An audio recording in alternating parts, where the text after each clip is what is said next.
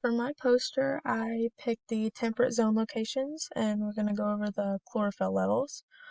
I'm sorry if I butcher any of the names, but for my introduction, I put that this poster is to show the temperate zone locations and what the circumstances are in these locations. These temperate zone locations include the Endurance Array in the North Pacific Ocean, the Pioneer Array in the North Atlantic Ocean, and the Argentine Basin Array in the South Atlantic Ocean. The research I have done is in response to chlorophyll A levels in these areas and the patterns they create. This can be results of temperature, time in region, salinity, and other things like dissolved oxygen and nitrate levels. How do all of these numbers, as well as shoreline proximity, affect chlorophyll and primary production levels? I've included a picture that we all received for this project to show the different locations where my first location is going to be off the coast of California and the North American region, and then also off to the east coast, and then down in South America, it's also going to be on the east coast of South America. Those are the three locations that I have. I also have a little picture of Plankton from SpongeBob because we're talking Plankton. I just needed a place filler, so I put him there. Um, my methods, I put the temperate zone locations include the Endurance Array in the North Pacific, the Pioneer Array in the North Atlantic, and the Argentine Basin Array in the South Atlantic. For this next part, I'm going to kind of go down and then back up and then back down because this picture I included is our figure 2, and it's showing the different levels of the plankton and the chlorophyll and stuff. And so in my results, I'm talking about that. So that's why I'm going to come down here. I put it down here because I didn't want to smash so many visuals up top and then have just a bunch of words at the bottom, just trying to space it all out. So the results, the North Pacific Endurance Array has the highest levels of chlorophyll A concentration or plankton. In other words, that's where I'm saying it. In other words, the highest levels of plankton. The North Atlantic Pioneer Array has a higher blip in April, which is right there, and May of 2015, which I feel that that's about April and May. The South Atlantic Argentine Basin Array has a very low to zero chlorophyll A concentration, or plankton, through the graph's entirety below. The North Pacific remains high until about October, which feels like it's a little more towards October. High concentration through the graph's entirety until about October 2015. It then joins the North Atlantic and South Atlantic with their low numbers of chlorophyll A concentration. The numbers overall are highest between April and September 2015. These numbers also seem to differ from location. For example, the Pacific has drastically high numbers, it's all blue. This could be due to temperature, salinity, or ocean circulation. This could also have something to do with the Endurance Array being exactly on a coast, which is right there. It's exactly like from this picture, I see that it looks almost exactly on that coast, and then this one seems to come off a little bit more. So I'm thinking that that could be a reason.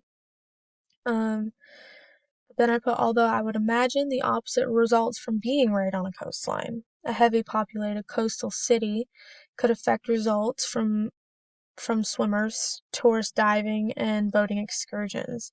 These could influence numbers or affect readings. And by influencing the numbers or affecting the ratings, I'm meaning like where you would read where they're testing this, say a boat passes through and it could be taking plankton with it, it could be moving them all around. There's and like swimmers swimming out into it or they're testing. That's how I feel that how they could affect it. Um, and then also affecting the numbers, like that could cause them to I would think decrease their numbers, and that's why I said that um, I would expect opposite results from being right on a coastline. I would expect the numbers to be decreasing, not increasing there.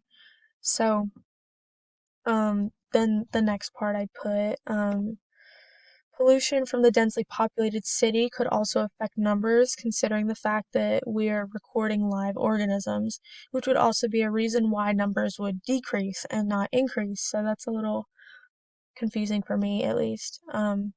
A third reason numbers could be altered are overfishing the animals that eat the plankton, and that could be the reason why there's high numbers. And those are the main three things that I could think of as to why there would be differences for it being on the coastline, and there obviously is a difference considering how high it is compared to the North Atlantic and the South Atlantic, but I could only see one reason why they would be increased and not decreased.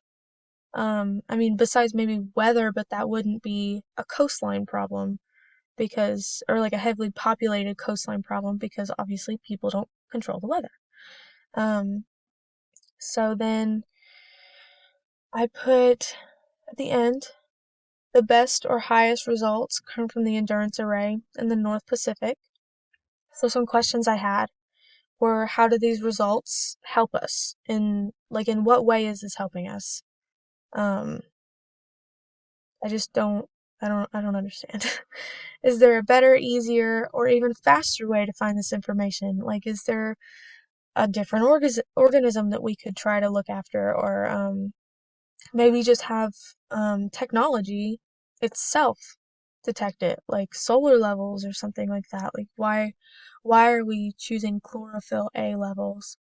Um, and then faster too, because this is over like just from this graph that's right here is from April 2015 to all the way to 2016. So is there a way that we could test it from maybe like that first little section from April to July 2015? Could we not? I mean, obviously, I guess we can't because of how high it is right there. We would just take that little bit of information and go, oh, yeah, that's right. And then later on in the year, it's low. Um, Are there lower levels in the North and South Atlantic actually low, or are they normal levels, and the levels in the North Pacific, or Endurance Array, extremely high? So that one kind of goes with the main question I have off to the side, which is what do the lower numbers in the North and South Atlantic, Pioneer Array and Argentine Basin Array show exactly? So basically what I'm saying is why, with it being so high in one area and then so low, what is that actually showing us? Like, I don't, what information is that giving us? I understand that there's higher populations, but what does that mean, like, in relation to us? And then, also, the second question, are the lower levels in the North and South Atlantic actually low, or are they normal? And the North Pacific is extremely high. So, considering that the North Atlantic, the South Atlantic, and then the second half of the North Pacific are all under 5, does that mean that that could be normal? That's a normal reading.